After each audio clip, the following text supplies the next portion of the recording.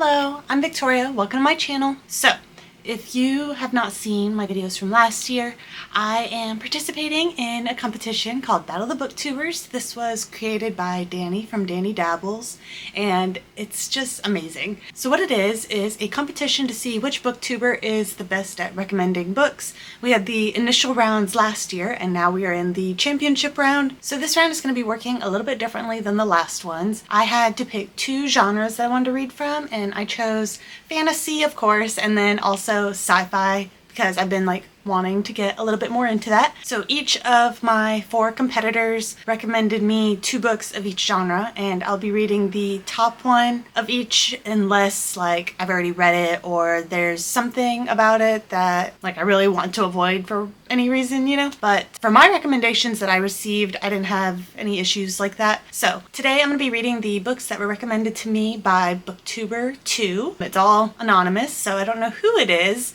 and I have some guesses, or I have a guess, but I'm feeling kind of insecure about my guesses lately, so we'll just see, I guess, how that goes. But the two fantasy recommendations that I received from Booktuber 2 are Shadow of the Fox by Julie Kagawa and This Savage Song by V.E. Schwab. I had not heard of Shadow of the Fox, and This Savage Song I had seen but didn't know anything about. But I've had some iffy history with V.E. Schwab, so honestly I'm not upset about the fact that I'll be going with the first book. And then the sci-fi books that were recommended are Aurora Rising by Jay Kristoff and Amy Kaufman, and Leviathan Wakes by James S.A. Corey. I had heard of Leviathan Wakes, didn't know what it was about. I hadn't heard of Aurora Rising, but I know of Jay Kristoff, so this was kind of all up in the air stuff for me. So I was okay with the initial recommendation of Aurora Rising as well. It's interesting to me though that both of these are YA recs. I mean, I read a wide range of age ranges, I guess, mainly young adult and adult, but a little bit of middle grade as well. So I don't have any issue with that. I just find it interesting because I think this might be the only competitor that did both being YA. Now, as for who I think this competitor is, I am going to go with Samantha Donovan, and I don't have a super strong reason for this. With some of the other people, I was going based off of, I saw on Goodreads, they read this and they loved it, and with these books, I didn't have that, but these are both ones that she was interested in, so I knew she knew of them based off of her Goodreads. And then the other thing is, I think, I could be wrong, but I'm pretty sure Sam reads more YA than the other competitors do. I could be wrong about that,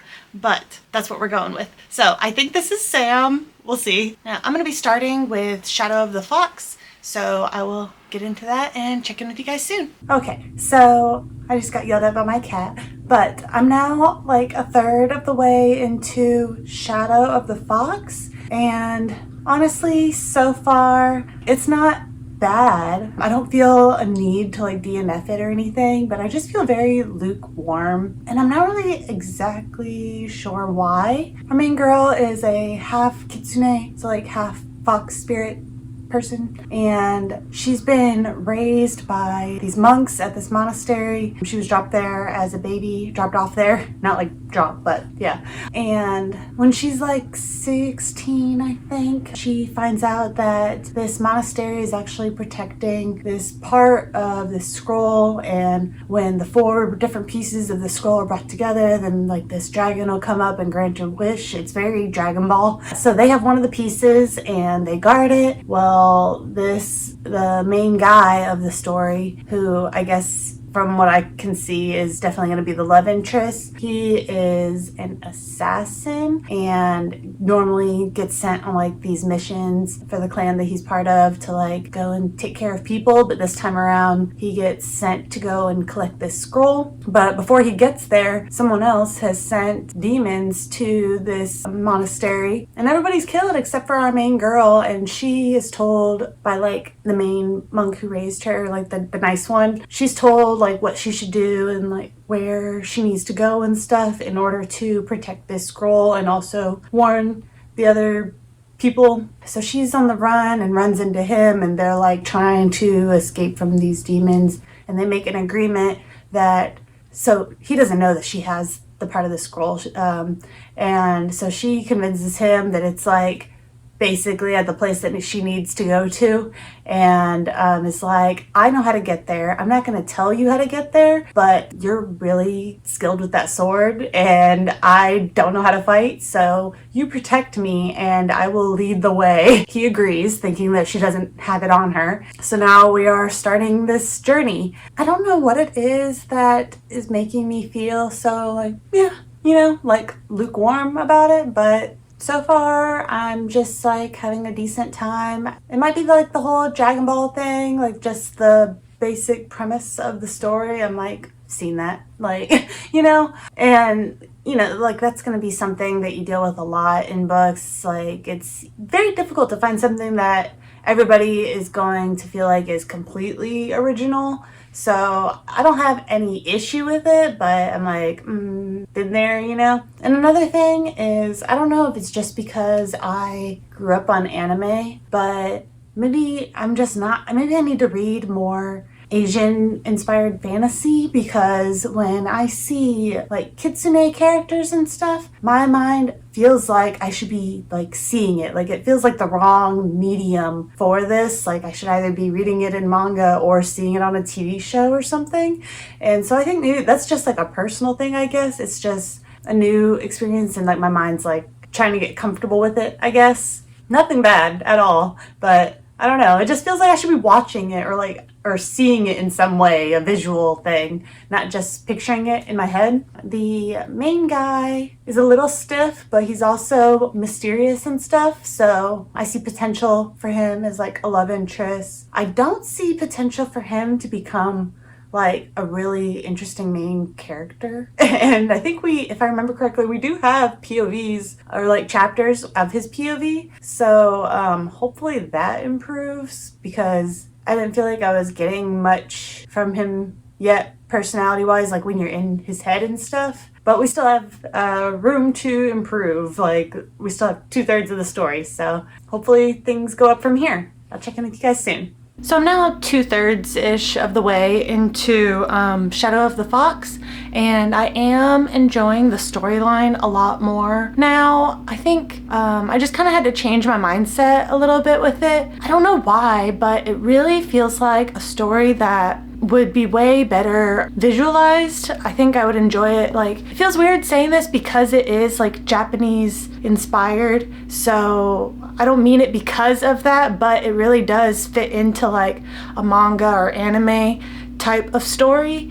And because of that, like, I just kind of have to adjust things in my head, and when I put it into like those kind of stories, I guess, then it flows better for me for some reason. I don't really know exactly why. One of the things that I distinctly recall is that the characters don't feel real to me. Like, some books you read them and the characters, they feel like real people, like you can picture meeting them and stuff in real life, and this doesn't feel like that to me. And I don't really mean that to say that like the characters are bad or anything, just they feel exaggerated in some ways, or kind of tropey, I guess. For instance, like the villains, like there was this one character that we met who I really got the feeling that I could picture her doing like that anime villain, like, laugh. That's I can't do it, but I could see it in my head so clearly.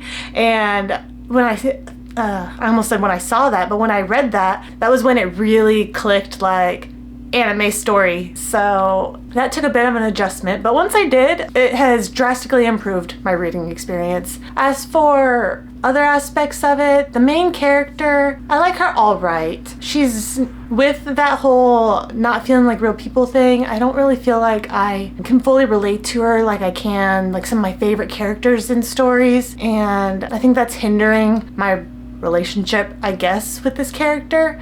But I am having a good time with it, so I guess we'll just see how it goes with this final chunk. I'm so upset.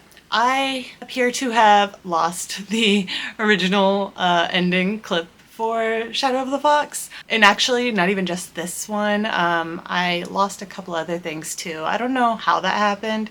I feel like I must have failed at transferring things at one point and then like deleted stuff, and yeah. So this is why you don't delete things. But here we are, the end of Shadow of the Fox, and it was okay. Like I didn't have a bad time. I didn't have a great time. Yeah.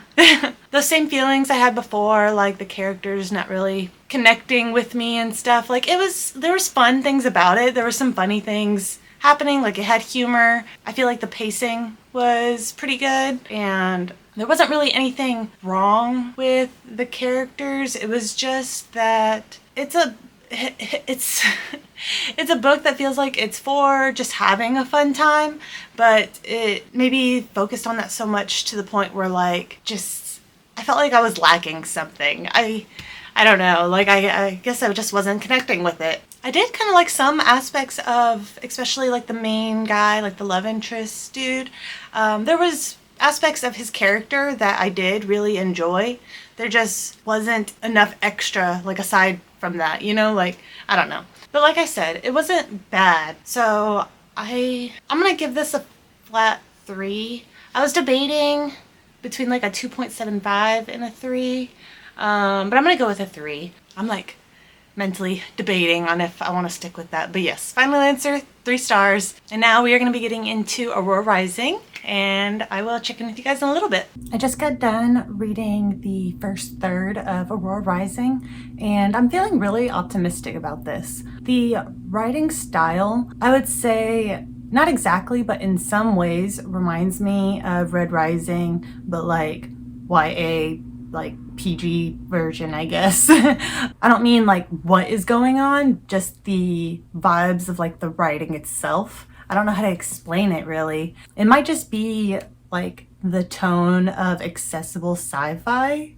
Like that's also kind of actiony. Is that a thing? I don't know. Like I'm fairly inexperienced with sci-fi, and aside from Red Rising, most of what I've picked up has been kind of on like the more philosophical vibes, which I think in general might not be really my thing. So I'm really enjoying this writing style, but we're following a whole group of people. And so we have Tyler, who is like, basically he's like in a leader position, and he's going to be having a draft where he can like select who's going to be part of his team that is going to work with him for the next year, doing different missions out in space and stuff. But the night before this, he goes out for like, I guess the equivalent of a joyride in space, and ends up finding this old ship from when humans were like first trying to colonize outside of Earth, I think, if I understood that correctly. It was like before they discovered aliens and stuff. And on the ship, he discovered that there's one survivor who is in, what do they call it when they're like, not frozen, but like stuck in stasis, you know? And it's this girl, and he saves her, and her name is Aurora. She's got like a white streak in her hair and some weird stuff going on with her eyes, and possibly magic powers. So she's like the special one. Well, he takes her back, and because of him taking the time to like save her and everything, he ends up missing his draft, and then gets stuck with mostly just kind of like the rejects of his graduating class. So he has his sister and his best friend, and then just some like random people. I really like how distinctive all of the different people in this group are. So we have like different POV chapters and everything, and I feel like you get a pretty good vibe of who is who. Like there's no like mixing them up, so that's always appreciated in multi-POV stories. Aside from one girl, I think her name is Kat.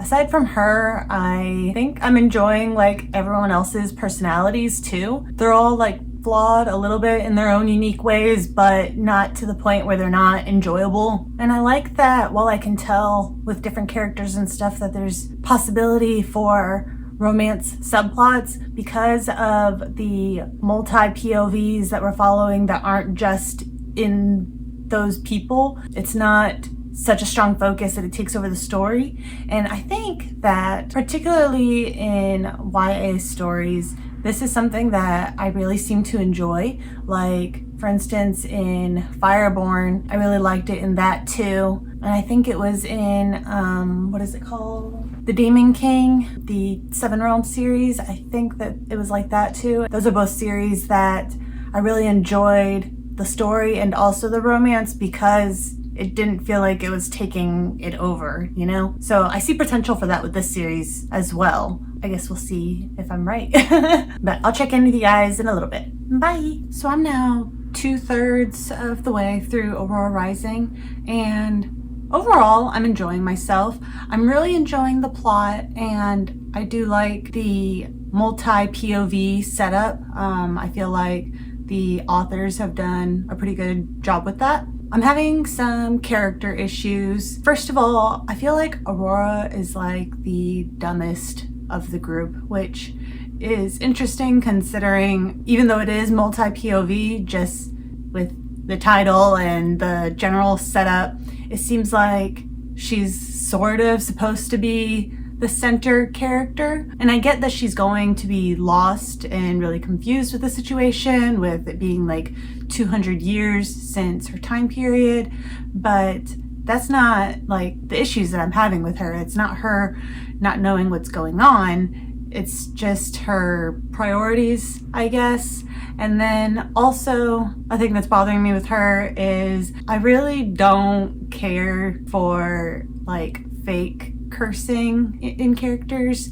I don't mean like when authors come up with like their own curses for like a fantasy world, but for instance, Aurora uses son of a biscuit a lot, and I don't know, it just seems a little too childish. I'm not saying you need to have characters cursing all the time in your books if you don't want to, but I don't know, then just don't have that in there either, in my opinion. But and then the other character-based issue that I'm having is the group seems to, or at least a large chunk of the group, seems to really struggle with deciding to help Aurora, which I understand the fear connected to it, and why they would be nervous, but I don't understand the desire not to, and like thinking it's a bad choice to help her just based off of the facts that we have and like the things that they've been told and what they figured out at this point. In my mind, you would think that they would see that this is like a thing bigger than them and that they're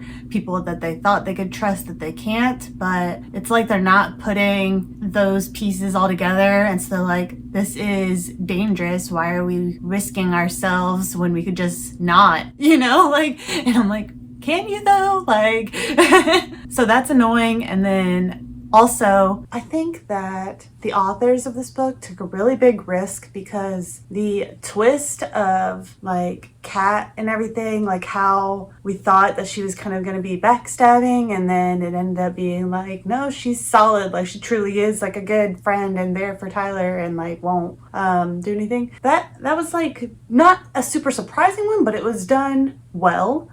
But it's also really risky because you spend the whole book, or at least I spent the whole book, really annoyed with her because she was complaining all the time and always had an attitude and was mean to Aurora for reasons that didn't make sense. And then also her feelings and like jealousy towards Aurora was like making it to where she just was not thinking logically about what needed to be done. Like, this is a clearly important, dangerous mission that they need to go on. And she's like, basically her mindset is, I don't like Aurora and like the whole thing with Tyler, and so I don't want to take the risk for this, and it's against the rules, so that's a good scapegoat. That's how it felt.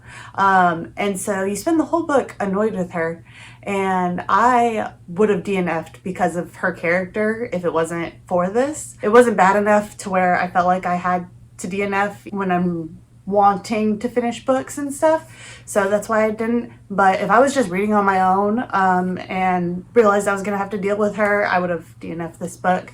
But yeah, so that's a risk because like, yeah, things worked out in the end and everyone's like all happy in a team and stuff, but people actually have to make it through dealing with her in order to see that. But yeah, so that's my rant about Kat, I guess. I don't know. It's frustrating that the only characters that seem to be like constantly acting dumb are both female when we have like such a large cast, and like they all have like their interesting quirks and stuff, and yet like two of the girls got stuck with being like the dumb ones. It's not too bad. Like it doesn't feel like intentional, I guess, that it was done that way, but the actual journey that the characters are going on though is really interesting to me. And the current setting that we're in with like these different ships all connected to make one giant black market type of setting, from my understanding of it, or underground type of setting in space, that's really cool. But hopefully in this final third of the book, maybe we can see a little bit of character growth with some of the people, and just like less repetition of the issues that we've been having. I would really like that. Another thing that I did like is there seems like hints, I say hints, more just a very slow burn but obvious pointing at a direction of a romance that has potential for me. It is like a mate trope though, so I don't know if that'll be for everyone, but I like that it seems to be like it's going to be a slow burn and they're actually going to develop the relationship between them. At least that's how it seems. So I'm hopeful for that department, but we'll see how it goes in the final third. So I'll check in with you when I'm done. Aurora Rising is complete. I think what I have learned most is I'm starting to believe sci-fi stories have the best plot twists. I mean, like, I've read fantasy books, like plenty, that have great plot twists, but I feel like it's kind of seems to be like a core thing with sci-fi, that there's like a big plot twist and stuff. And I was pretty happy with the one in this book. Let's just say at the end of the story, I felt pretty happy with how things turned out. I will probably pick up the next book in this series. I doubt it ends up being one that I love enough that I want to keep it on my shelves. But overall, I think that the story of like the whole plot line and mystery and everything is pretty interesting. I had a fun time with that, and the authors did do a really good job, in my opinion, with like the pacing and like keeping things exciting. So that was fun. I never really got bored. I would say the biggest flaw in this book was Aurora herself. But not like her history, like her coming from Earth and like supposed to go to this colony on another planet and then being stuck out in, I forgot what the term is, but like where they go for like long travel, you know, like that zone, stuck out there for 200 years. Like that's all interesting. I just mean her personality. I thought she was kind of bland, and I also felt like the whole cursing thing was just really annoying, honestly. I don't know why that bugged me so much. I would rather that maybe like just do it like once or something like that, just to like show that she has like this quirk and she doesn't curse, but she says like these fake curses, but like dealing with it throughout the whole book is just too much. I liked how distinctive everybody's personalities were though. I think that that was done really well. Like everyone really felt like their own person. There was no confusing anybody, like how I've had sometimes in certain books. But I think my favorite character was probably Cal, or maybe Tyler, but I think Cal. But yeah, and I think my overall rating for the book probably be a 3.5. That sounds right. But yeah, so that's it for this vlog. I am having an amazing time. Thank you guys so much for watching. Have a great day. Bye!